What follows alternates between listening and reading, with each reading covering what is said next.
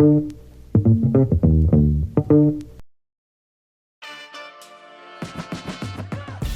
guys, it's May 25th. This is the NBA Daily here on With Sports Rob.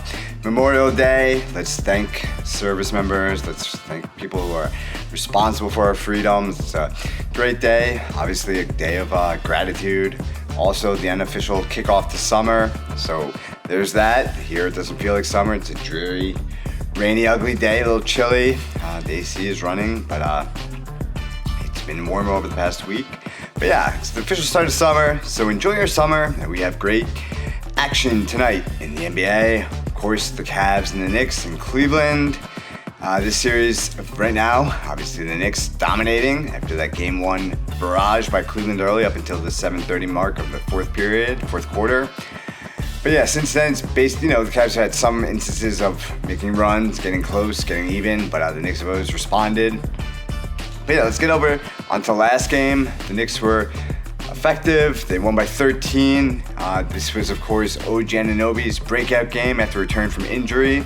He looked good, going 3 of 4 from 3 and 6 of 10 from the field overall, pouring in 21. Of course, the Knicks were led by Jalen Brunson. Who else? And he's the engine. He's the man for these Knicks, and we all know it. As someone I spoke to today said, they said if they win the championship, they'll build statues to him out in New York. I think they'll build statues to him even if they don't win the championship, but I'm not saying they're not going to. It's getting more interesting as we go along. But yeah, this has been a total team effort. 6 players in double figures in that last game. Of course, another one of the big stars, Karl-Anthony Towns, only 13 points, moderately efficient shooting. But his big numbers have been his assists. He had 7 in that last game. He's done that pretty consistently, and when the Knicks have won, in terms of having decent or high assist numbers. And he has said in various ways, not exactly directly, but he feels like he's been unlocked by Mike Brown, kind of turning him into a point center, point forward kind of situation. And I know a lot of analysts that have discussed this in the New York market have said that's the way they have to play to win.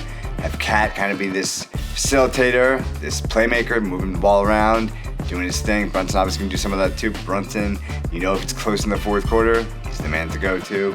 On the other side of the ledger with the Cavs, they just haven't looked good since that 22-point lead in Game 1. Obviously, they've had situations, I believe, including in the last one. I think in the last one, they came back to tie in the third quarter. The Knicks made runs to get away from them. Again, winning by 13. It all comes down to Donovan Mitchell and James Harden. They're the guys for this team. Obviously, there's more depth on this team than it seems like in this series, but James Harden and Donovan Mitchell, they go. That's how the Cavs go. Donovan Mitchell, he's had his struggles since that 22-point lead in Game 1. Last game, 23 points, but less than 50% shooting. Only 3 of 10 from 3. Only 4 assists, 5 turnovers. James Harden, we know his woes in the playoffs, just in general, over the course of his career. It's continued this year. He's had moments where he's looked decent. He's had moments where he looked like he was kind of turning the corner. But down the stretch in all these games and throughout a lot of these games, he just hasn't looked good. He's turned the ball over more often than not in a couple games during this postseason, including Game 1 of this series. Game 2, he actually had no turnovers, but he did more field goals made than assists in this game, but only 8 than turnovers in this game, but only 8 to 6. So not exactly fantastic. And he only shot 8. He was moderately efficient. He was 8 of 15. Couldn't shoot from 3 though. 1 of 7. So it was a story across the board for the Cavaliers. 4 shots made from beyond the arc by Max Strus, but he took 11. He had 13. He was the only other guy in double figures not starting. And starters were decent. Dean Wade, not very good. He played decent minutes, but didn't do much. But yeah, these Cavs just haven't looked good. So, again, they've had their stretches where they've had decent play. And like I said, they made it interesting in the third quarter against the Knicks, but the Knicks really turned it on, kind of ran away and hid as the game went along. And as one of my friends pointed out, there was a play, and this was after the game was basically over, but this was emblematic of how the Cavs were kind of playing defense. It's particularly true of James Harden, but it's been kind of true across the board. I know Evan Mobley's tried to give some effort, but they've had some issues on defense. And Donovan Mitchell and James Harden are not, James Harden, during his career, has had stretches where he's been considered a really good post defender. He's just not there anymore. He just doesn't, whether it's the effort or maybe the lack of ability at this age, but there was a play where Jalen Brunson knifed through the lane, cutting right to left and back to the center of the court, down by the rim. The Cavs just stopped playing, and that's just kind of, there was a stat I read, I forget the exact numbers, but basically James Harden has the most plays of either some speed under X amount of miles per hour when he's running, which is considered a slow-moving defensive play, or stopped. And James Harden leads the playoffs in those type of defensive plays. So, this team is just defensively, they haven't done it. Offensively, they've had their moments, but they really haven't gotten there. And, I think the Knicks will take the series. I don't think that's a bold statement. I think that's pretty much random. That's pretty much common knowledge or common accepted discussion amongst the media and most of the NBA fans. I know if you're in Cleveland, you're obviously thinking otherwise, but it would be a historic victory. No one's come back from 3-0 in the NBA, in the playoffs, ever, in history. It's happened in every other major sport. Baseball's the last to do it when the Red Sox did it.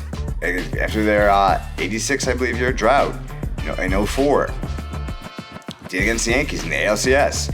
But it hasn't happened in basketball. We've seen the Cavs come back from 3-1 with LeBron in the finals against the Warriors. But 3-0 seems daunting, seems impossible. And for this particular matchup, I don't think it's going to happen. The question is, will the Knicks close it out tonight? We'll see. The analytics by ESPN saying they will. Earlier in the afternoon, the move has been towards the Knicks in Vegas. They moved at least a full point the last time I checked. So every indication is saying the Knicks should win tonight. You never know. The Knicks have a good chance of closing out the series in 4. And we'll see what happens. But if they do, they'll have some rest. Obviously, there's always discussion about rest versus rust. And the Knicks are relatively healthy now. But we'll see. If they stay that way. And if they do stay healthy, maybe the rest, if they stay connected, if they stay on point, they'll be fine.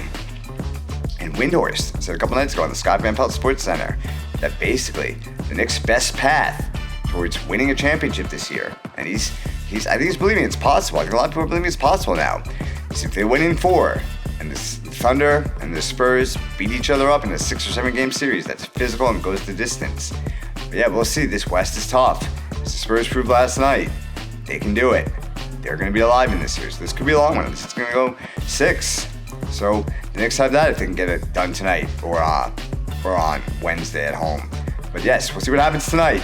The Knicks and the Cavs tonight on TV in Cleveland. But yeah, I'm Rob. This is With Sports Rob. You can find us on YouTube right here at With Sports Rob. You can find us on Facebook, Instagram. That's the preferred social media site. TikTok. All searching With Sports Rob. You'll find us there. And we have a website, withsportsrob.studio. And if you've got tips or discussion or points you want to make, or you want to come on one of these segments, or come on a podcast for a discussion about baseball, or something in the fall about football, or something down the line before the playoffs end, or whatever you have, get at me at info@withsportsrob.studio. Again, withsportsrob.studio. Thanks for tuning in.